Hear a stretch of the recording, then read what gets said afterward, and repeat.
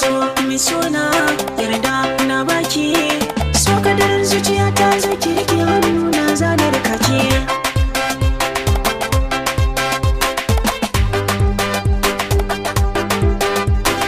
So kadar zuciya ta da shi ne riko na ki saki tun da shi ne idan duniya.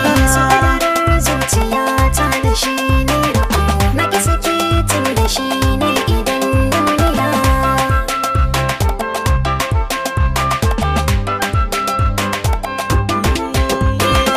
Abinda zuciya ka so ka fata ke bibiya, daga alama tsakani.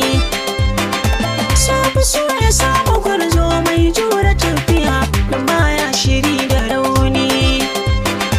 Kugan karfi zuciya mai jure gwagwarmaya, mai ra'ayi na ɓadda bani.